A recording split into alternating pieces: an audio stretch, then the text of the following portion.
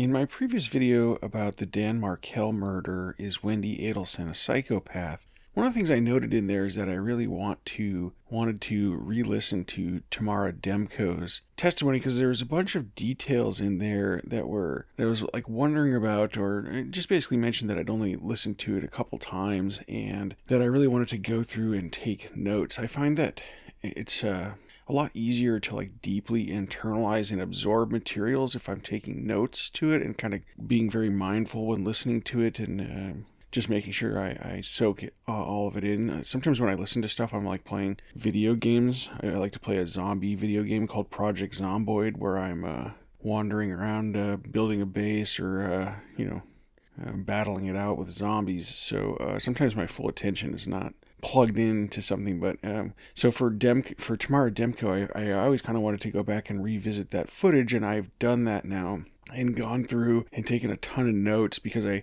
thought that there was a lot of things that she said that were really interesting, and also a lot of things that she said that are hard to pick up because the audio of her interview with Detective Isom is not great. And so I want to go over that, and I found a few really fascinating things in there, including about Wendi's blog, which is an interesting subject and something that not a lot of people have talked about it. It's come up a couple times on the Dan Markel murder subreddit, but it's a subject that I don't think has been discussed at great detail, and I didn't see any good videos that covered it. So we're also going to get into Wendi's human law trafficking blog and a couple other fun, interesting things I found out after looking at the archives of the Tallahassee Democrat, and just tie everything together with some of my observations about Tamara Demko and her very fascinating interview the day after the murder with Detective Isom. So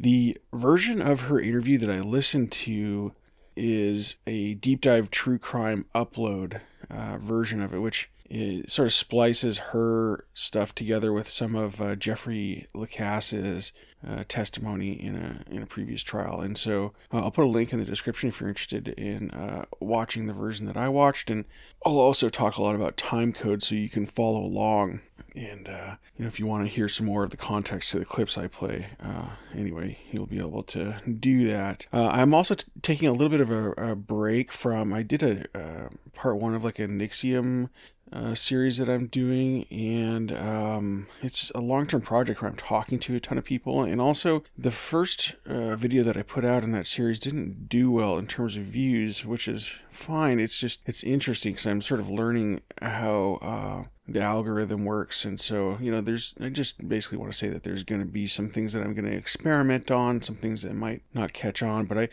I really do think that first video in that series is pretty interesting, but for whatever reason something that I did with like the thumbnail or the pacing of it or something was wrong, and so I'm still trying to get feedback on that and kind of figure out how to right that ship for episode 2, because I still do want to keep making videos on Nixium, even though I think the idea for the first one that I had, it's just one of those things where sometimes I sort of think too much about things, and sometimes it's hard to like see the forest for the trees when you're trying to figure out like a way into the narrative. So anyway, I just thought that this would be a nice fun break, because I always enjoy making videos about this case, and I don't know, something about this case like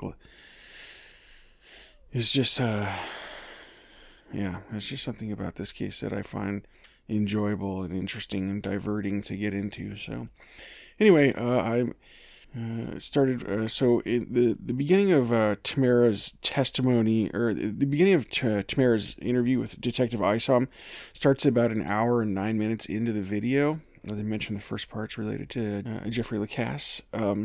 And so in the beginning of Tamara's interview with Detective Isom, she's talking about, how long she's been in Tallahassee. She'd lived there for about 7 years by that point. And she talked to, Detective Isom asked her a question about like the wedding, and she said she didn't go to the wedding. The wedding wasn't in Tallahassee. And so she's talking about like the circumstances of the wedding. And so what's really interesting, I thought, about this interview as a start is that the context of it is very interesting. Like normally with a police interview like this, it's like the detective that's going to be directing the questioning. And there's a little bit of that at certain points in this where Detective Isom will ask something. But what I thought is really interesting about the way that this thing goes down is like Tamara Demko like wants to just tell Detective Isom her story because it's been obviously something that she's been processing in her brain.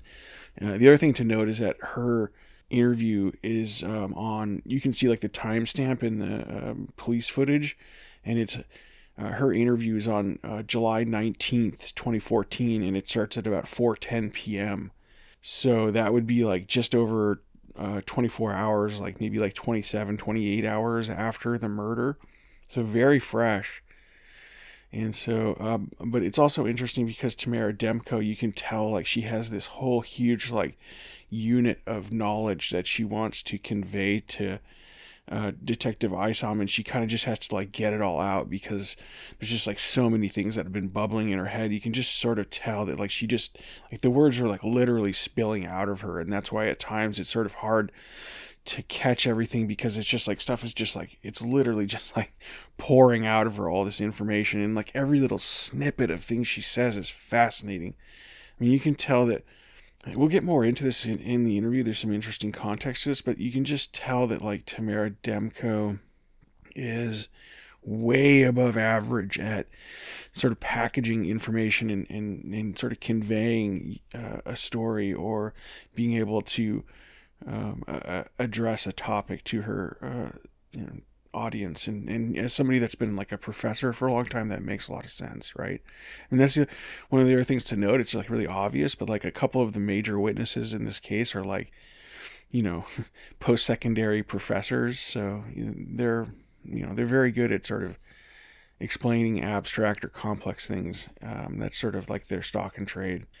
So the first thing to note about the content really that I wanted to make special note of is that Tamara Demko, when she goes into her whole spiel, when she starts sort of spontaneously getting into what she wants to talk about rather than responding to Isom, she starts out by talking about Wendy's book. She said, like, as she's sort of like getting through like the throat clearing in the beginning of the thing, like the first thing that she sort of really settles on is in the time before she left him, she finished writing her book. And I just thought that that was really interesting because it's almost like a metaphorical bookshelf where there's like bookends and the book fits into that.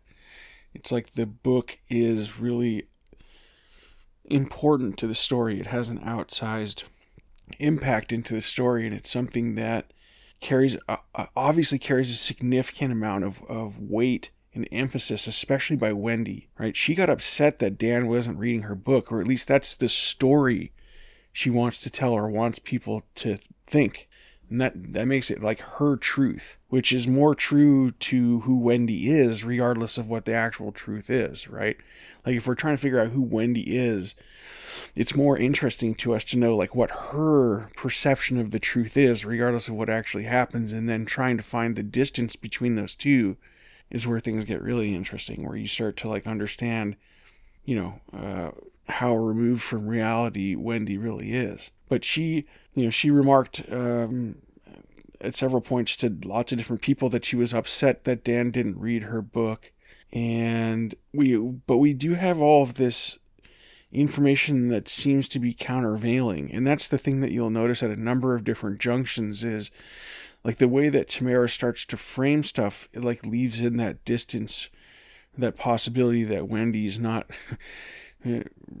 Wendy's reality is not accurately reflecting reality, because we have, like if you go back and look at Dan's blog at the time, like he was promoting Wendy's book and he seemed very happy to talk about her literary ambitions and promote that, and he seemed like he was actually really proud of her. And you can understand why that would be, because the book appears to be like one of the only things that Wendi really has done out of her own volition. Like Wendi seemed like the kind of person that felt obligated to do a lot of stuff, felt obligated to marry Dan, felt obligated to kind of keep up with the Jones and make all of these sort of life milestones, go to law school, but never really seemed like she had anything that she wanted to do because it's something that she wanted to do. It's not something that she was like trying to meet somebody's expectations or trying to make Donna happy or, whatever, trying to, maintain a respectable reputation. Like the book was something that Wendi really wanted and something that she really invested a lot of her own image into. I mean, and it would be really interesting. It's something that I noted here that I want, like, it's something I want to follow up on, is like try to find out more about like why Wendi wanted to write the book and where the kernel of that idea came from. Is something I'm now really kind of curious about, because it doesn't seem like something that Donna would conjure up or something that Donna would want for Wendi. And it could be as simple as I've heard that Ruth Markel was was a writer before the murder, and it could be as simple as something that like Wendi saw Ruth getting praised for being a writer, and that made Wendi feel jealous, so she decided she wanted to become a writer. The other thing that strikes me is that Wendi strikes me about Wendi in her book is that Tamara Demko went out of her way to talk about how good Wendi was at marketing the book, which again to me just underlines how important and how much mental space and effort Wendi poured into the book, and her identity was also about being an author, right? Like one of the other things that, like, one of the only times she stepped out and talked about her story outside of writing our story, and it being sort of like a Romana Clef, a self-insert, is she did the writing podcast, right? And that's something that she obviously really it was just interesting hearing her talk about the things that she thought about, or the things that she chose to emphasize on that podcast. She sort of bared a lot of herself, talking about her relationship with her mother and her feelings like she couldn't complain about her life because of her late ex-husband, something I've talked about a little bit before on this channel. And also just like there's a lot of really weird revelations on that writing podcast where it almost feels like Wendi is too revealing in that, she talks about the fact that her father had brain cancer, which we know is not true. And so it's like, it just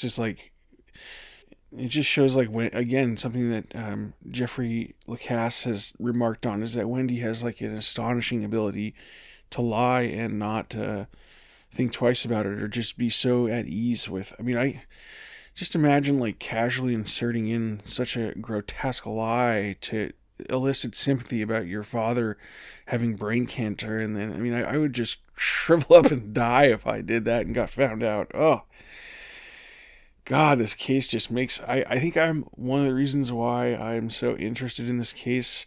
I heard Fancy Fiction did a really interesting live stream just like a day or so ago talking, and she talked about sort of her interest in the case and why she's interested. And I think one of the reasons why I'm interested in the case sort of has some overlap with what Fancy said, in that she thinks she's really sort of susceptible to secondhand emotions. I think I'm really susceptible to like secondhand embarrassment.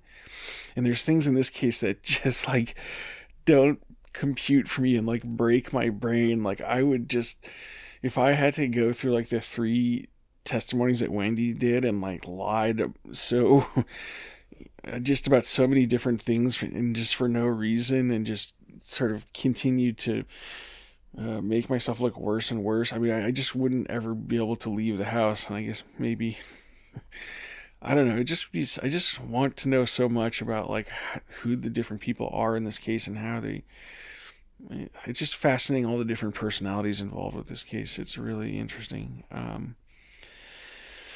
Wow.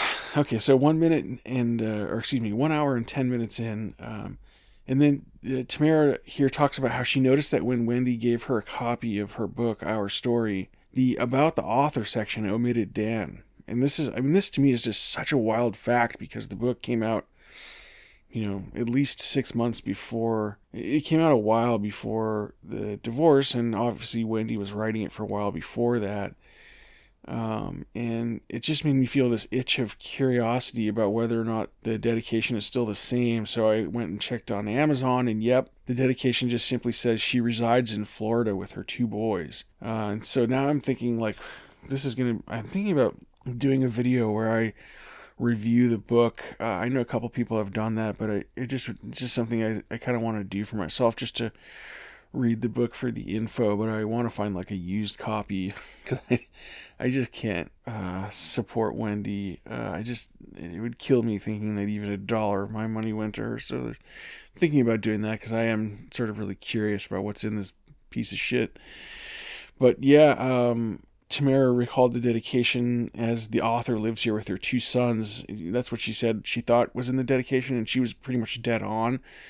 So it's super close to what the current Amazon profile says. So I think that probably is the actual dedication from when it was originally published. Another thing in terms of like the date of the book being published, Tamara Demko recalls the book coming out in 2012 in the interview with Isom.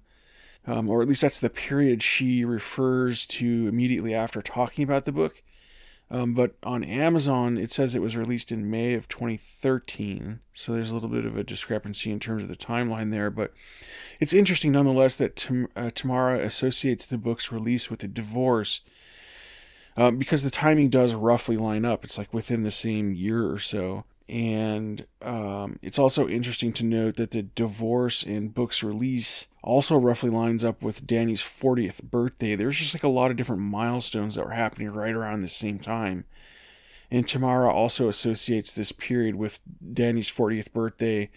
And she talks about how Wendi asked her a few months before Danny's birthday to have Tamara record a video of herself wishing Danny a happy 40th. And then Tamara notes that the planned party never happened because Wendi filed for divorce in the interim between preparing this video tribute and the divorce happening.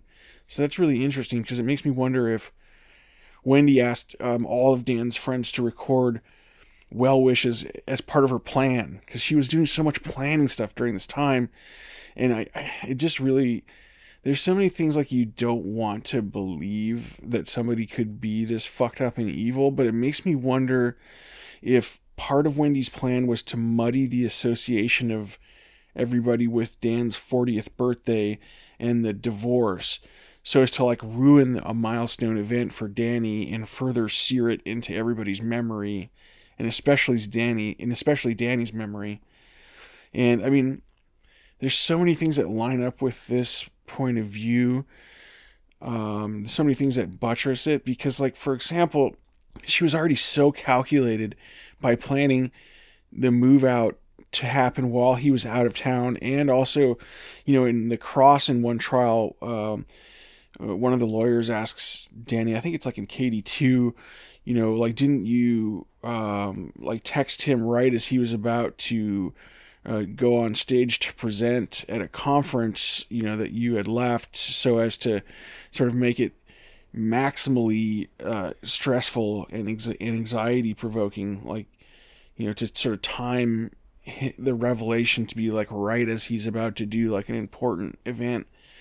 And then he has to like, drop everything and get on the next flight home and then come home anyway to find an empty house. And, the kids, you can't find them. I mean, it basically was, everything lines up to this, making it so that it's highly meaningful. And she wanted to make it as meaningful to Danny as possible by associating it with all these milestones to inflict the maximum amount of emotional terror on Danny and to spring it on him at the most stressful time. So I think she might have wanted to do it around the 40th birthday as a way of adding another layer of angst for Danny and just another association for Danny to have to try to forget every time he thought about turning 40. It's really evil. I mean, I mentioned this before in another video, but I recently turned 40, and so it's like, it's something that's on your mind. It's something that you think about, and if I had to think, like, if I had to associate my 40th birthday and getting older with also getting divorced, I mean, that just would make it even more excruciating and something that would just be something that would spin around in your mind on spin cycle until you just exhausted yourself. I can only imagine the mental agony that Danny went through. And Tamara describes it a little bit, and, you could just tell that he was crushed by having to deal with all of this emotional terrorism. Oof. Yeah. So God only knows what Danny put up with silently behind the scenes that the public at large will never know about. Then Tamara talks about how she had just started a doctoral program at UNC, and around Danny's 40th birthday, and she describes the video request for his birthday, and Tamara said that she didn't know at the time that Wendi hid was where she was living from Danny. And Tamara talks about how this made Danny crazy and heartbroken. Like when Wendi moved out, she wouldn't let Danny know where she moved to, so she was like keeping his kids from him. I mean, just those little sort of mind game things. It just makes my blood boil thinking about it. Ugh. Ugh. It just fucking pisses me off. Tamara talks about how she tried to remain friends with both at about a minute in, or about an hour and 12 minutes in.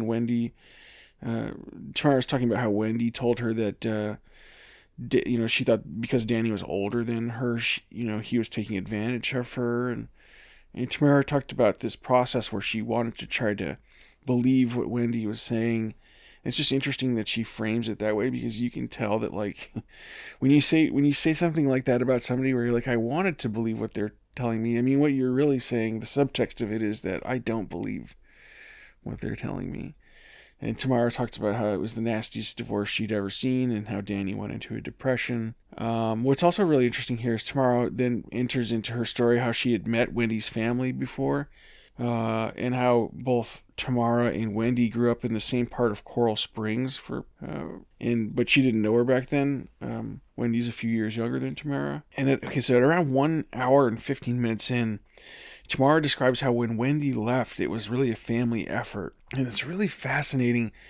I have to keep reminding myself that, like, this is like a day after the killing, because it's like Tamara makes this connection that there's a template here, right, that the Adelsons used and it can also apply to stuff like the murder, like when Wendi did the Pearl Harbor thing where she left Danny in the divorce. It was a huge family effort, and Tamara notes this. And the murder was also a family effort as well, but Tamara didn't know that at the time. But it's like she's like sort of unconsciously making this connection at around an hour and 15 minutes in. It's just fascinating hearing her put it together in real time. And Tamara even mentions how the family helped to conceal everything when Wendi was moving out, like where Wendi moved to. And then Tamara talks about how, Wendi wanted to move and Danny opposed, and how this became like a really ugly portion of the legal battle as the relocation effort. And Tamara described Wendi as being stuck. This is obviously really important because it contravenes what Wendi says at later trial when she's under cross. She denies feeling stuck. She said she enjoyed living in Tallahassee, which we know is not true from a couple different sources. 1 hour 16 minutes in, Tamara describes how she guest lectured for Wendi, and this is also really interesting because it sort of reinforces what I was talking about earlier, where Tamara asks Detective Isom to remind her to come back to this subject because she says Wendi said some things to me. So it's just really interesting because, again, Tamara is like the one that's directing this interview, and it's almost like it's just really fascinating listening to her put it all together, because her telling is it is very, I don't know, I want to say like cinematic's not quite the right word, but it's very engrossing. And you can tell that, like, this is like a narrative that she's been piecing together in her own head. And, it just would be really interesting to have like a real life conversation with Tamara, because you can just tell that she's just such a sharp cookie, and also like deeply emotionally intelligent and intuitive. Like, there's just a few different things she says in this where it's just like, my God, this woman is brilliant. I mean, really, holy heck. It's just like scary how much she picks up on the vibe of things, and wow, it's just really wild. So at this point she's talking about details of the divorce and how Danny had given Wendi a large sum of money at the beginning of the divorce, but there were things that Danny wasn't happy about. And even last month, she says, like, his uncle's ring not being returned, and how Wendi had taken whatever she wanted out of the house. So that's interesting because we're sort of able to get Dan's perspective here. It's, one of the greatest tragedies of this case is that we're not able to hear Dan's own perspective on this. I mean, can you imagine how fascinating it would be to hear Dan's take on this whole thing, but I mean, we can kind of get glimpses through people like Tamara who knew him well. And so, when she says that there are things that Dan wasn't happy about, even within the last month, she's basically communicating to Detective Isom that, like, things were really ugly, and this is something you really need to look into because it doesn't feel right. In 1 hour and 17 minutes, she's talking about how Danny was, like, really confused about the whole breakup. He didn't know what he did wrong, and having talked to Wendi, she said there was nothing he could do right. It's just one of many ways, it's just one of many things that Tamara says where she has just a great way with words. She just really sums it up right there. Danny didn't know what he did wrong, but having talked to Wendi, there was nothing he could do right. She just didn't love him that way. Tamara talked about how she thought Wendi was young, and Danny was like the scholar and the type of guy the parents would want, she says, but he wasn't right for Wendi. That's so fascinating that she had that insight. I mean, of course she knew that, like, that was somebody that Donna would want, but it's like she really put her finger on the exact issue in this case, like right on the pulse of the issue.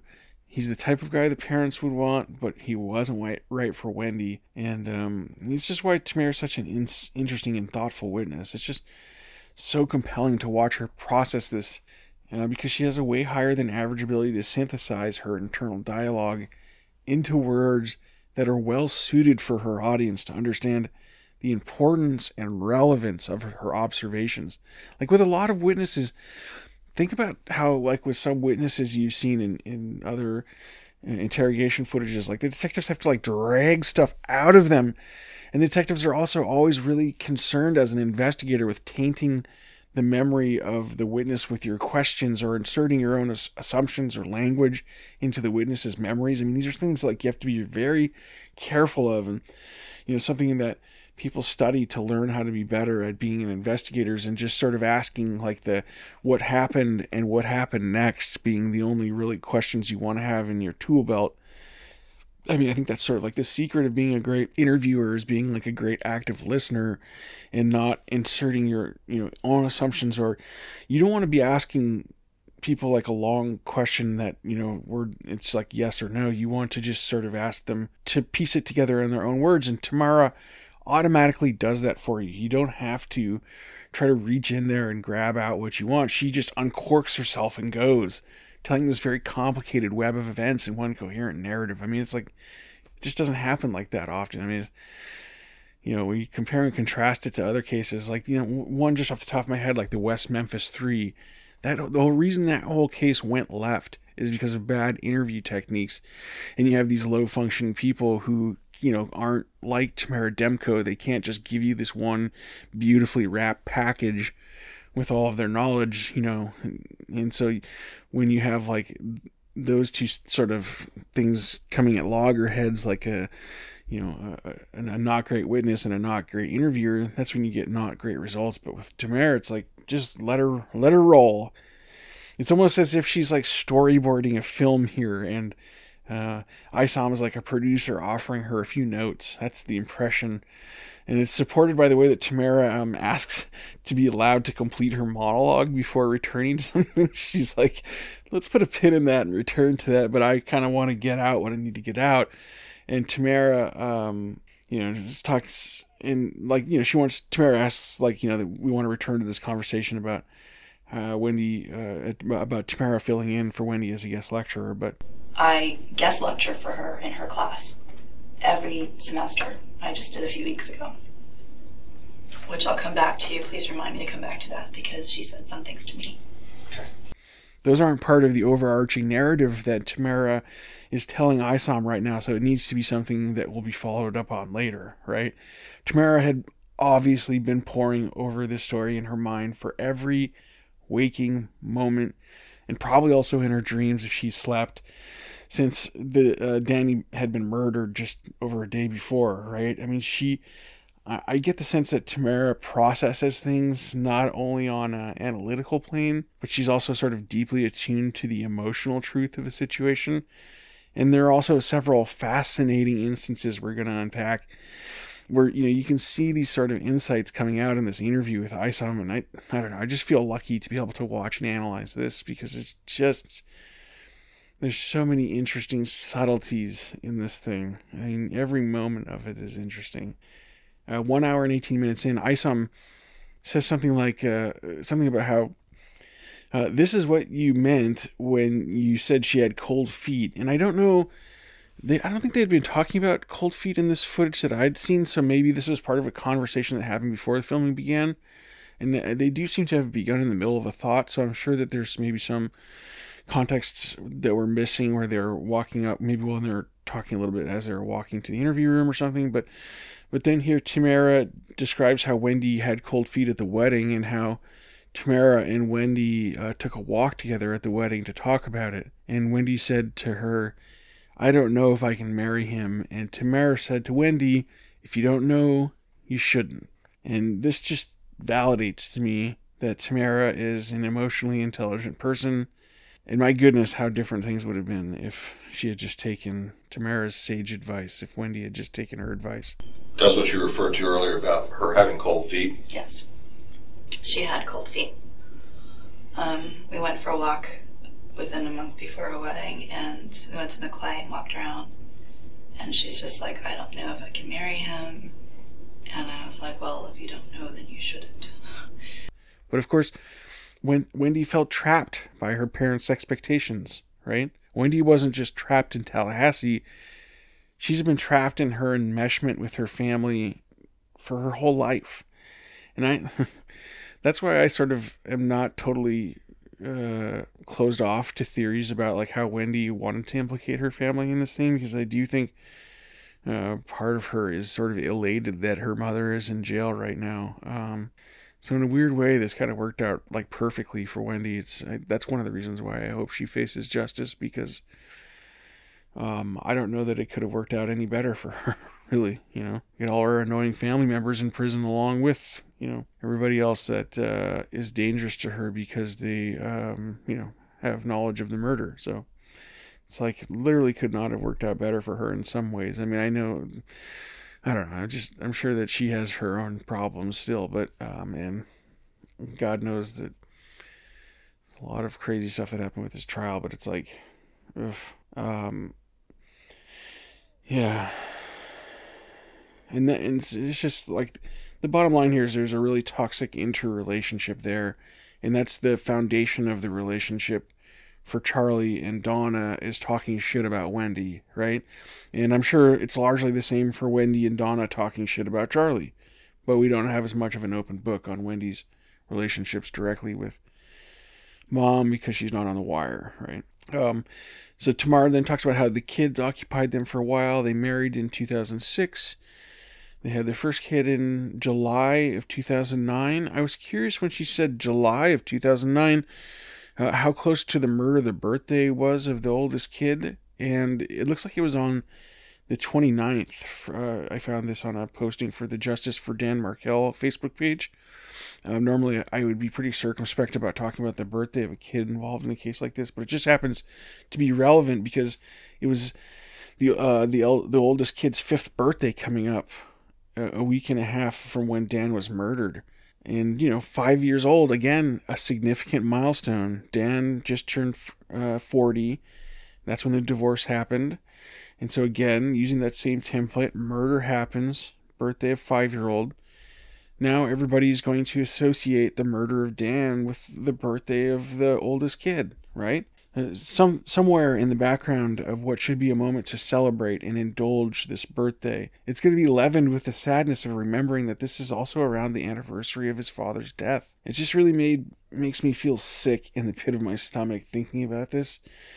And I just kind of want to, I don't know, just at times it makes me sort of well up with tears just thinking about the injustice of this all. But again, it fits into what I was talking about earlier, where there's all these different things, these timings that Tamara talks about in this interview. The timings didn't add up. Timings don't feel right. There's just a lot of interesting timings that don't feel right here.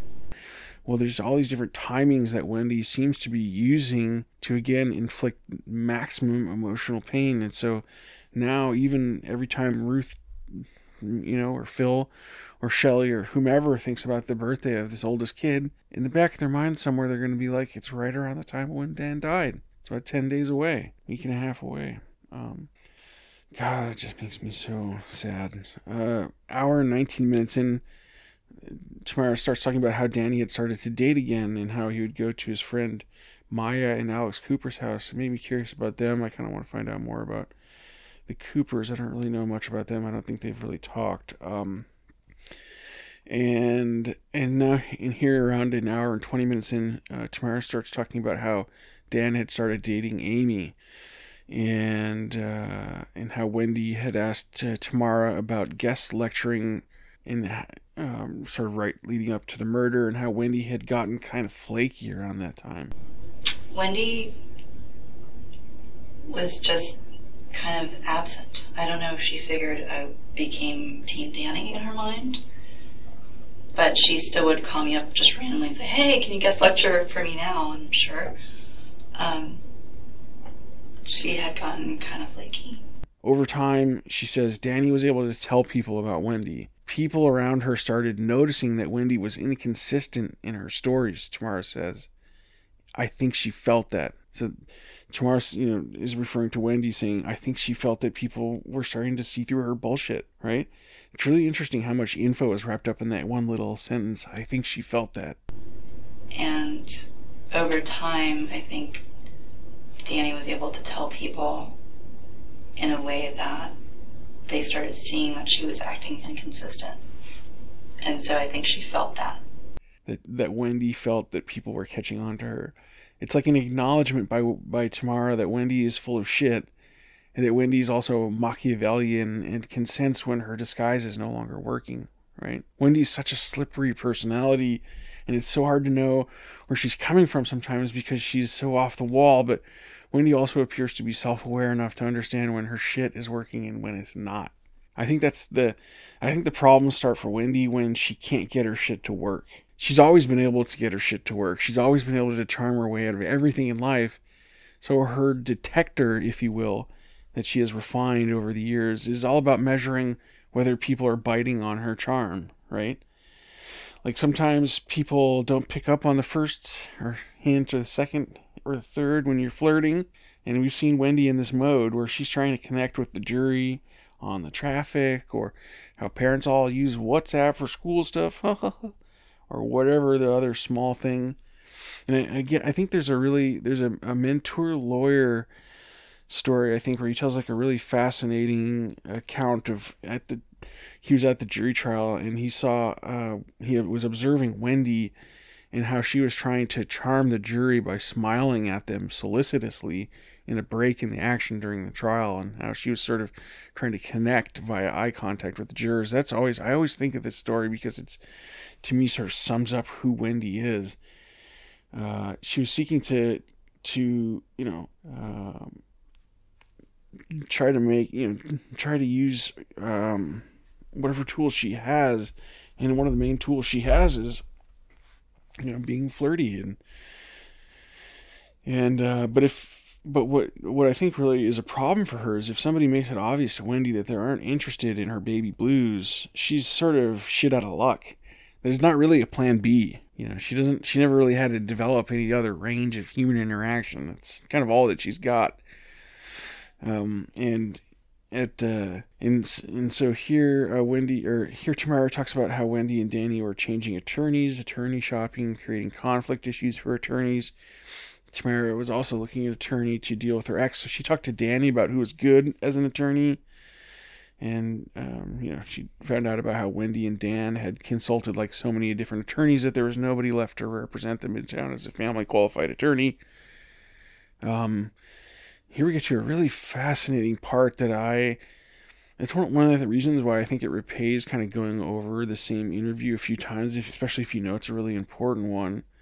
Because as you learn more in other aspects of the case, it sort of unlocks more meaning. And here at an hour and 21 minutes, Tamara talks about how Danny took her out for her birthday for Thai food. And Tamara says her birthday was on June 3rd. And Danny took her out on June 4th. That's so goddamn interesting, right? Because it was the same day that Danny was supposed to be murdered in the first attempt by Tato and Tuto.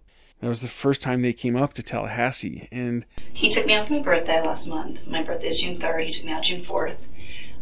We went out for Thai food, and, he told me that he was really infatuated with Amy. Tamara talks about how Danny had told her at that dinner that he was really infatuated with Amy, which is also interesting because we know that Danny's relationship with Amy is one of the triggers, I think, that really set Wendi off. And Tamara talks about this a little bit later, talks about this more a little bit later in this interview, but whether or not all this factored into the timing of the murder, who knows? But there has been a good deal of what I would call like informed speculation that one of the reasons why Wendi had wanted Dan killed right then and there is because Danny might have proposed to Amy or might have changed the beneficiaries if he got into a serious relationship, and other triggers, along with other triggers like related to the post-divorce litigation like the grandma motion or Wendi hiding assets.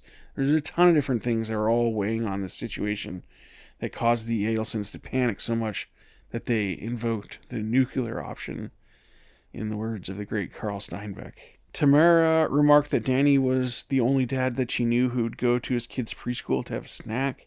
Talked about how he was getting ready to go to the mattresses with Wendi over the divorce litigation. It was getting really ugly again, she says. 1 hour, 22 minutes. This is one of the most interesting clips, I think. Things that don't feel right to me, is what Tamara says. That's why I'm really glad you had me come in today. And then here Tamara talks about how she only talked to Danny on the phone after her birthday. She didn't see him in person again. She thinks that she's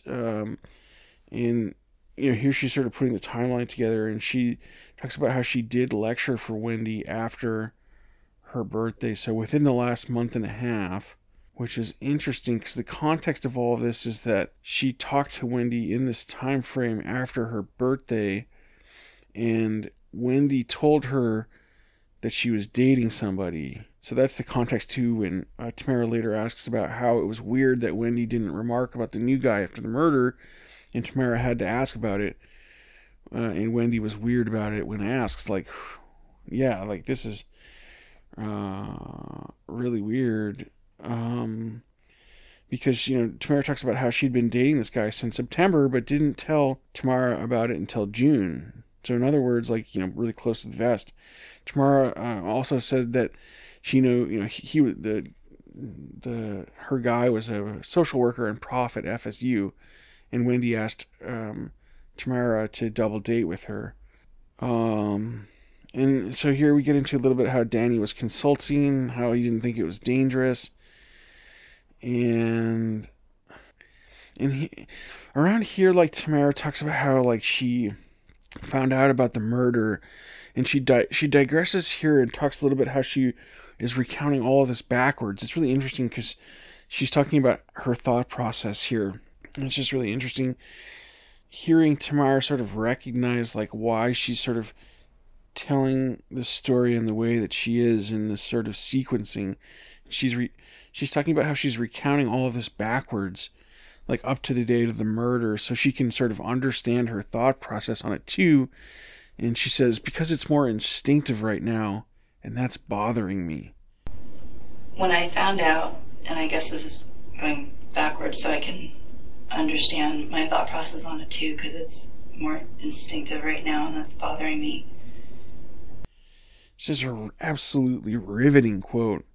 Like, what's instinctive? It's almost like Tamara is working out like a splinter in her mind or something. You can tell that there's something that's really terribly wrong, but she has to sort of zoom out and see the whole mosaic for everything to make sense and see all of the timing of these things, right?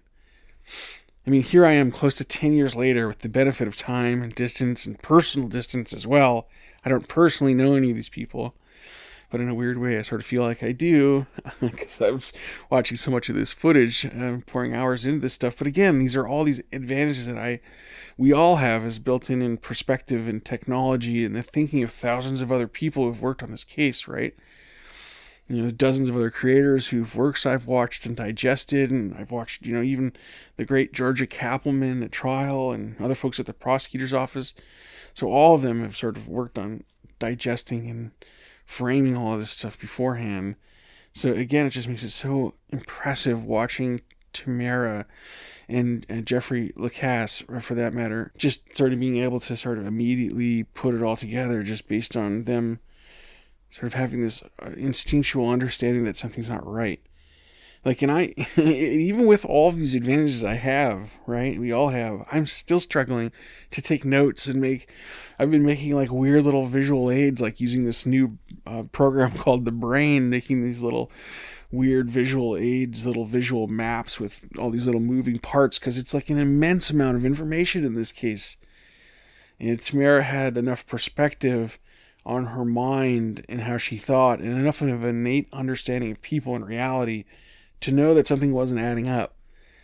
And so everything she was explaining was like, just layer after layer of things that don't make sense. And it's just so fascinating watching her in the middle of processing everything, putting all the pieces together. It's just, you can see her gears moving, and even in this grainy footage, like her expressiveness and intelligence sort of transcend the medium. 1 hour, 24 minutes in, she talks how she was, working at Tax Watch at the time when she found out. And she found out when a law school classmate sent her an email. Oh, Jesus.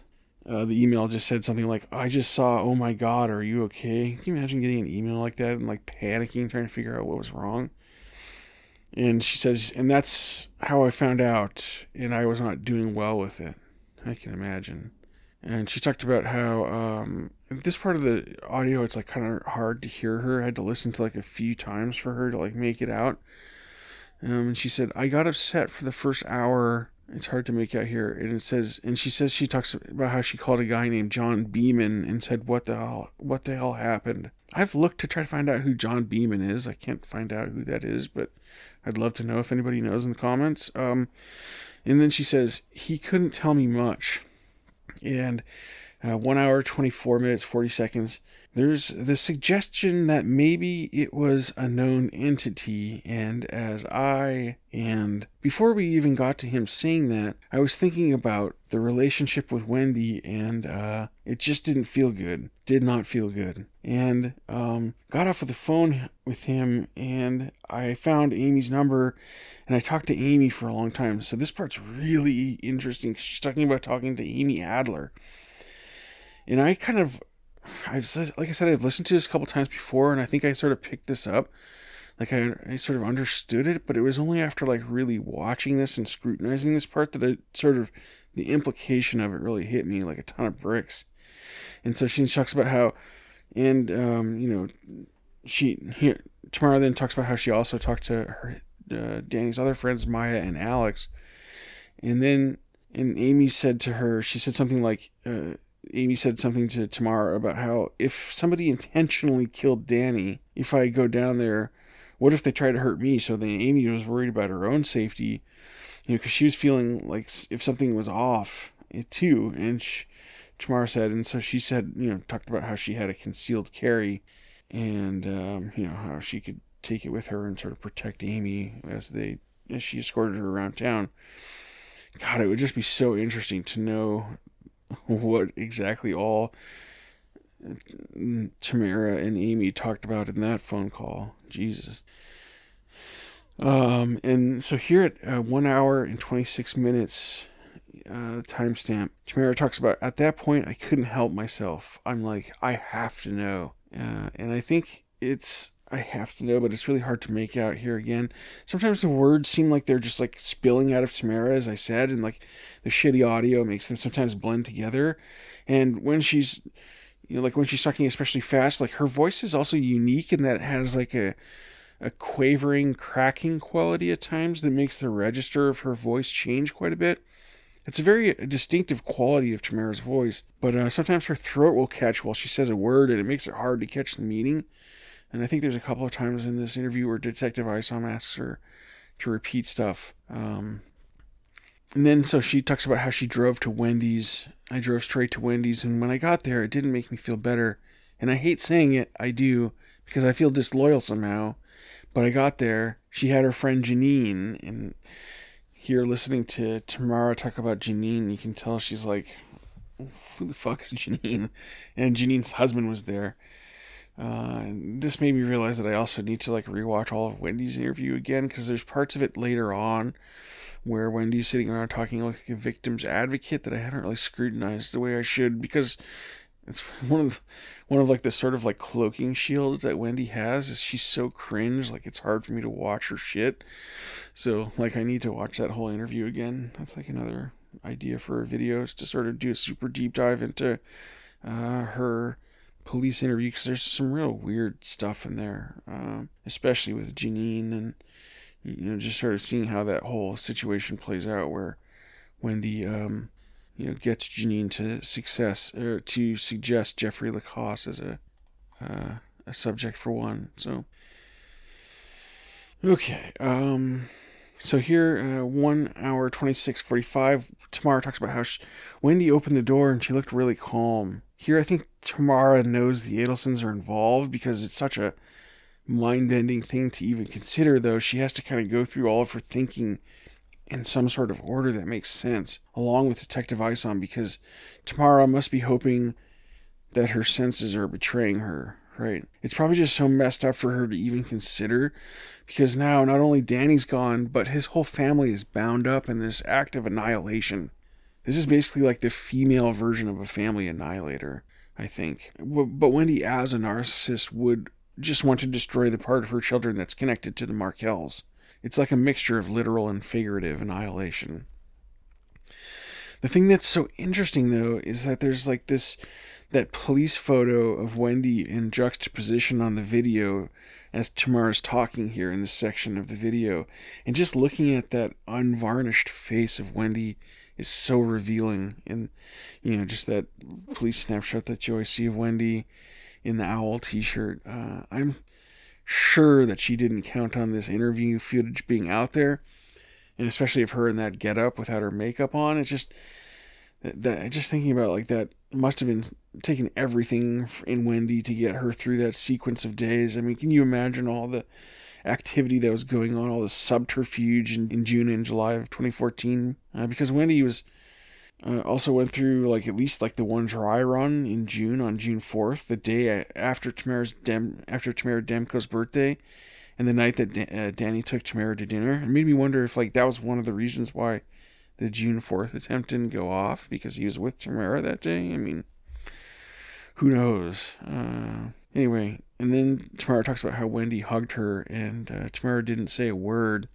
And here Tamara talks about her getting the sense that like Janine was like a minder, she felt like. And Tamara talks about here where she thinks like her face betrayed suspicion and anger after her interaction with Harvey, and then he couldn't look at her in the eyes. That's just so interesting that Tamara again is like conscious enough of like her own emotions and how she's presenting to other people, that she can sort of see how she would come off to Harvey, and that she would be aware enough that like, oh boy, I might have sort of for like a fraction of a second displayed some sort of emotion, like of how I'm really feeling, and that might have been revealing.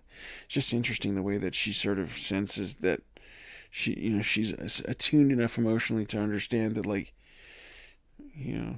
seeing such a complex emotion in the face of somebody like Harvey, like, oh shit, he knows that I know, that kind of thing. At 1 hour and 30 minutes in, Tamara talks about how Maya told her that Danny was shot in the face, and here Isom talks about how that's not necessarily accurate, and then they sort of go over how rumors were swirling at the time. Tamara talks about how she like wants to, again, very interestingly here, Tamara again sort of keeps Isom on track by saying, hey, I want to keep telling my story here before you fill in any details for me. So she's like, I'll ask you some questions later, but let me just get this out. And it's so interesting that like she's conscious of that and not Isom, who should be the one that's like conscious of like not tainting the witness's story. But it's like, I can't correct that, what has been already told to you specifically, but unfortunately these things get all blown out of proportion. Yeah. Let me continue talking. Yeah, and go ahead. I feel like I'm we're sorry. done. Like, you can tell me what you're able to tell me. Go ahead. And Yeah, it's so interesting the way that Tamara has like a much better sense of that, and that she just like wants to get out what is in her recollection before she starts associating with like new facts and associations. So she's again directing the process, which is very unusual. And here she talks about how she like doesn't think that the Adelsons pulled the trigger, but she thinks it's extremely odd that all of a sudden Janine was tagging along, and also extremely odd that Wendy's boyfriend that she was so excited about a few weeks ago is not there. I don't think that any one of them physically pulled the trigger. I think it is extremely odd that Janine all of a sudden is tagging on. I found it extremely odd that Wendy's boyfriend that she was so excited about a few weeks ago was not there. So just thinking of all these little things, like all these little timings that don't quite make sense. Like it would be fine if it was just the one thing, but it's like, you know, Danny's 40th birthday and, you know, the boyfriend going poof and, you know, all of a sudden Janine being there is like a minder and, you know, just all these different timings that just don't, it's just like a web of different things that makes her feel this way. And that's what she has to get out, what she has to convey. This also calls to mind like a very memorable portion of Georgia Kappelman's closing argument in the Charlie Adelson trial, where she's talking about how the Adelson story requires you to buy a lot of things.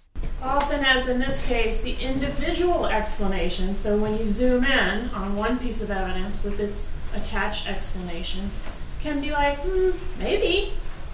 But when you zoom out and you add all these things together, this explanation, and this explanation, and this explanation, this coincidence, and this coincidence, and this coincidence, it starts making less and less sense. It starts being less and less reasonable. And when you zoom out from the defense's theory, it's really unreasonable, right? Because to find it reasonable, you have to buy a lot of things. Things have to make sense as you zoom out, and as you start having to make allowances for this item and this item and this item. Not only that, and not all of these things have to make sense in tandem, but as like a cohesive unit, they have to align and have the ring of truth and internal consistency that you can see in somebody telling the truth. So that's what I think Tamara is talking about here, and that's why I think George's section in that clothing does such a great job of illustrating, is it's like not just the one thing. Like maybe I can buy that Donna and Harvey aren't going to kick up a fuss about Wendi getting serious with a Gentile like Jeffrey Lacasse, right? And also, I just also want to point out that I just went back and checked out how Jeffrey Lacasse pronounces it himself at trial. My name is Jeffrey Lacasse. Because I think I had been pronouncing it inconsistently, and it's a common name that gets butchered in this case, which is funny because this case has a lot of those names that get butchered all the time, like Catherine McBanois or Jeffrey Lacasse. The mnemonic I have been using is definitely the gas, Jeffrey Lacasse. Definitely the gas, Jeffrey Lacasse. Oh yeah, you need some gas? Definitely the gas, Jeffrey Lacasse. And then, of course, you know, names that are easy to get confused, like Tuto and Tato. I mean, my goodness, this case just has such a cast of characters, like Jeffrey Lacasse. Definitely the gas. So, maybe I can buy Wendi going against type in dating Professor Lacasse, and maybe I can buy Charlie getting over his extreme aversion to single mothers and choosing to date Catherine McBanois. But both of them at the same time dating those two, and then adding that to all the internal incongruity, like how the relationships in both cases fell apart within like weeks of the murder, and it's just too much to suspend one's disbelief anymore, right? Just even on that one small section of the case, just the relationships of Wendi and Charlie, just like even on that level, it doesn't make sense, right? But there's like a million other things that are like that. That one little segment of the case, that one little slide of the case, if you wanted to sort of mount that evidence onto a slide, it's like there's like 100 of those.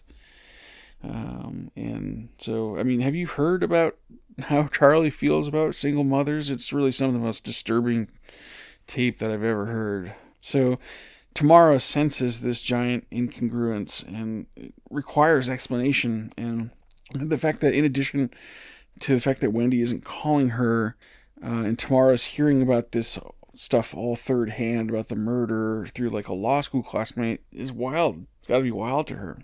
And here Tamara talks about how when she was leaving, when I was leaving, I said, well, where's your new guy? Like, shouldn't he be here to comfort you? And she's like, there's no new guy. And I was like, head cocked to the side, that's interesting timing. There's just a lot of interesting timings that don't feel right here. And Wendy's gone through a lot. She's gone through a lot with this. So it could just be that she's grieving, and I hope that's the case. But I wouldn't put it past her father or even her brother to do something that she might not be aware of. And so here then Isom asks her if she's talking about this Charlie in 1 hour, 31 minutes, 40 seconds. Tamara talking about Charlie. Charlie really cares about her and hated Danny for stuff. And here I really wonder like what stuff Tamara's referring to. I mean, I sort of have an idea, but it just would be interesting if there's other background that she's aware of Charlie and Danny's relationship being especially sour. And then Tamara talks about like Harvey, but her dad. There's a lot of animosity. And here Tamara says, I don't know whether she told them he'd been abusive or what. I don't know. And it's again just so interesting the way that Tamara frames things, because they convey so much information with just like the way that she sets things up. And here, like, she says like, I don't know. No, she says like, I don't know whether Wendi told her family that Danny had been abusive, or in other words, framing in this thought is in such a way as to leave the possibility that this was just Wendy's version, right? That's what it says to me, is like, that's just what she was telling them. That's the story she was telling them as as like a means to some end. So it just seems like Tamara's, trying to highlight for Detective Isom that like, that's like the story that Wendi was telling them. But, who knows if that was just Wendy's version of reality again, right? 1 hour, 32 minutes in. I hope that's not the case. Everything I've heard does not feel random at all to me. And it feels incredibly intentional. So here, that was definitely a major theme in the early coverage of the case back in 2014. It's also interesting to note that this was like the heyday of the blogosphere, which is like a wacky sounding name, but it was actually a pretty rad era for the internet in that there was like a lot of different people writing in tons of niches, like Danny's Prof's blog or a lot of other blogs that are associated with this case. And it's like every imaginable interest group you can imagine. There was like tons of citizen journalists or writers writing these blogs that you can still find all the goss from this time and sort of retrace things. I think it's going to be like a lot harder going forward. Like if somebody wants to do a story in 10 years about like what was going on in 2024, it's going to be a lot harder to like piece that all back together because of the way that social media is and all these sort of walled garden monolith websites. But speculation about whether or not the case was intentional was basically like a proxy at the time in 2014 for like talking about whether or not the family did it. Some of the blogs were a lot more explicit about this distinction than others, but that's basically like the big threshold question that police needed to answer in this case.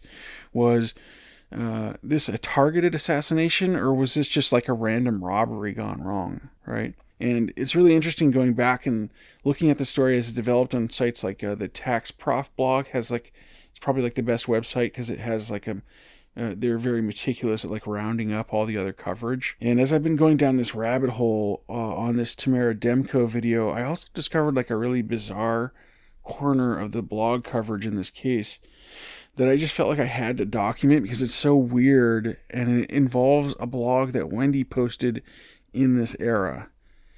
It's always funny when I think like Wendi the blog, I think of like Tuto testifying, like, in what blog did you find that on? George asks him, and he said Wendi was the blog. I think he sort of misunderstood the meaning of the word blog, which who can blame him? But Was it from a blog? Yes, ma'am. Okay, what blog was that? The blog was Wendi. It turns out that like Wendi did actually have a blog in this era. It's just so, it makes sense, right? Because she like fancied herself a writer, and her husband, Dan Markel, had a blog, so she was obviously probably jealous of that success. And Tamara also talks about later in this interview how Dan's prof's blog was a thriving thing, and he'd gotten a lot of the other people on board.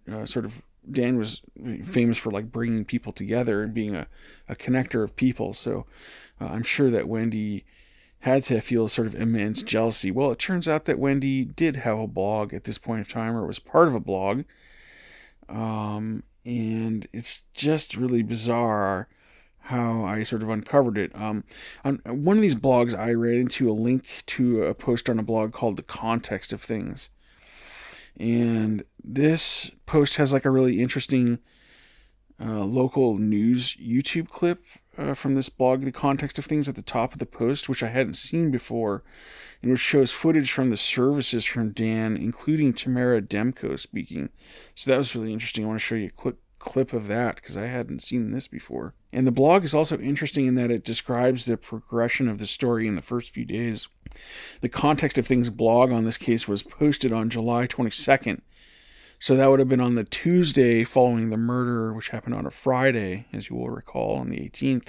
And the story says that the initial media reports painted a picture like this murder was a robbery gone wrong, as there had been a string of home invasions in the area. At this point, my mind is like filling in all sorts of scenarios. I'm like thinking about whether or not to seriously entertain the notion that Wendi committed a string of home invasion cat burglaries in the run-up to the murder, or more likely caused someone else to do this as a way to like throw off the investigation. This is like a bridge too far for even me, though, as I quickly return my attention to the article. But it's like in the back of my mind, it's open, leaving open at least the possibility of a bunch of wacky shit in the back of my mind, because we're dealing with the Adelsons here. But it's like my mind does wander sometimes when I see weird connections in this case. But yeah, anyway, the Context of Things blog then goes on to illustrate how a lot of the coverage in this case revolved around the nasty divorce of the couple, and how speculates about how the police have to rule out Wendi before they seriously pursue secondary suspects. And this, I agree, would be a good heuristic when dealing with these sorts of murders that happen in the aftermath of an ugly divorce or custody issue. I mean, it's just like by far the most likely scenario statistically involves the ex-spouse in a nasty divorce where somebody ends up getting murdered, shortly thereafter. I mean, it just stands to reason. So the blog then goes over the official line from Wendi Adelson's attorney, which was also very well crafted, I think, because saying that Wendi was like a basket case and terrified about the safety of her boys. I think that bought a lot of consideration and, sort of hands off for the family, and Wendi knew that. And so she was very strategically smart about putting out that sort of statement through her lawyer. Then at the end of this piece, the blog links to Wendi's blog. And I was like, what? I didn't know Wendi had a blog. And apparently she did, and somebody posted on that blog on the day of the murder.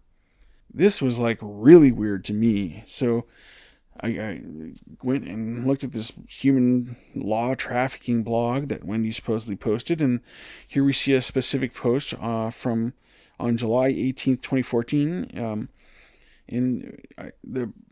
It says that it was, so it's, this was posted on the old Blogger website, and this one says it was posted by unknown. So that was like sometimes like on the old Blogger site, you could have like multiple different profiles posting on the same blog, or like if you had like a few different people writing on the same blog, which this blog did at various points. But this one was just like the unknown person, so that just means like it was like the default profile that posted it, probably, is what I'm taking from that. And so then I went on the Wayback Machine, because the blog is still up, amazingly. It's like I said, it's a Blogspot deal, and whoever ran it never closed it, even though the last post went up in like 2017. So you can still go back and look at the human trafficking law blog. Not sure why you'd want to, but you could. I mean, this blog is like really weird too. It's like they don't actually like really write anything on it. It just like reposts other articles, which is like sort of weird, because normally like with a blog from that era, like you would repost other content. That was a lot of what blogs did, but it would like at least include like a sort of like an intro or like something that like talked about why it's relevant rather than just like literally like copy and pasting stuff, which is what this blog appeared to do mostly. And so I went on the Wayback Machine and I found, thankfully there was a couple cached versions of this blog, and like when you look on the regular like Blogspot account, the extant account, the way that the website as it looks now, like there's no profile for Wendi Adelson. But if you look at the Wayback Machine in the cached versions, there was a profile for Wendi Adelson.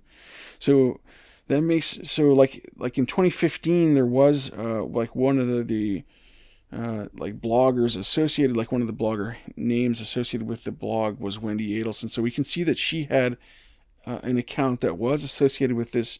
So that means that like either this was posted from like the default account instead of Wendy's account, or maybe Wendi didn't have an account then because we can't see her posting in 2014. It looks like her account was maybe created later. Anyway, just something really interesting to sort of think about, because I wanted to try to find out, like, can I confirm that this was Wendi that posted this? Because it looks like there may have been other authors at various times on this website. And also like the post itself is really creepy because it's like this infographic talking about how like 1 in 4 victims of human trafficking is a child. And it's just like a really weird, it's like a post for like World Human Trafficking Day, right? So it's a post for like World Human Trafficking Day, and as I was like looking at it, like one thing that I noted about it that's really weird is, and it took me a while to like notice this, I kind of had to like read this infographic like a few times, is this was posted on July 18th, right? But it's for World Day Against Trafficking in Persons, which was on July 30th. So like 12 days later. And I thought that was like really weird. Like it seems like really early to be posting this, right? And so I did some research into this, and it looks like this was like the first year where they did World Day Against Trafficking in Persons in 2014, I believe. And this infographic was like posted on other sites, and this was of course like the height of like the slacktivism era as well, which went with like the whole blogosphere deal where people like did a bunch of this stuff, or like the whole thing for this World Day Against Trafficking in Persons was like you're supposed to photograph yourself or a friend like forming a hand heart and then sharing it online with the I Give Hope what do you call it, the I Give Hope tag. So yeah, like it's just weird because it seems like this got posted like early for some reason. And so I went and looked at like other websites to see when they posted it. And like, you know, this is like a UN thing that's sponsored by them. And so their press release didn't come out until July 25th. So like a week after this was posted on the human trafficking blog that Wendi ran.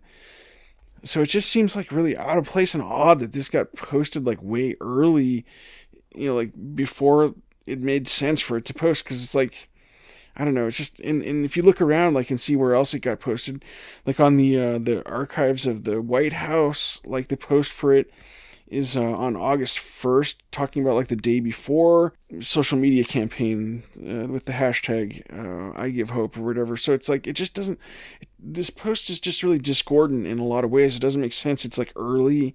It doesn't have any other context, and it's just really strange that this thing got posted. It's almost as if it got posted as like a way of like providing Wendi another like part of her alibi. And so one of the other things that I did, and this is another thing I'd love for somebody to check my work on, is I tried to like confirm the UTC timestamp of this thing. I tried to reconstruct exactly when it was posted. And so I might be off on this, but I'm pretty sure I don't have a ton of expertise in doing this, reconstructing these timestamps on posts. It can be actually quite technical, but the UTC timestamp, the Universal Timecode timestamp on the post that I found on the cached version was -7 at 5:49 a.m., which means basically the way that I reconstructed it, I think the way that this works is like the cache version shows that it was cached in the -7 UTC zone at 5:49 a.m., which means that to translate it to the current time in Miami, you have to add 3 hours to get to -4, which is the Miami UTC. Hopefully this makes sense.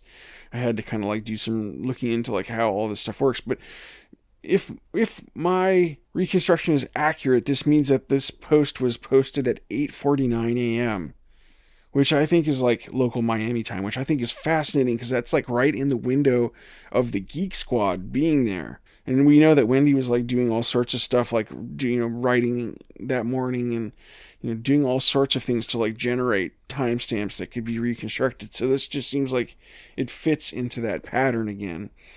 I just thought it was kind of interesting. I'd like to do some more digging on this, and I hope people have some interesting feedback in the comments, to check my work and to suggest other avenues for exploring this. And I also want to look and see if there's anything on Wendi's phone. I haven't looked at that.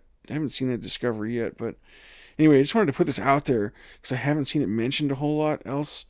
I mean, there's, I think, a post or two about it that referenced it on the subreddit, but it just hasn't been talked about a whole lot that I've seen. So yeah, gosh, there's so many other things I like want to talk about. I think I might have to kind of do like a part 2 to this because I'm like, yeah, I think I'm, just like, it's amazing how quickly these go as I'm recording them. And I'm already like, at about, an hour and 20 minutes on the raw footage here, which I'm going to have to cut down. So I think that we'll do like a part 2 of this video at some point. But I really just wanted to get to like the stuff that I'd found about Wendi's blog and, the first part of Tamara's interview. There's just some fascinating nuggets in here. I've got like a ton more notes that I'd like to go over. But I think that's more than enough for one deep dive. And please let me know what you think. I'd love to hear your comments.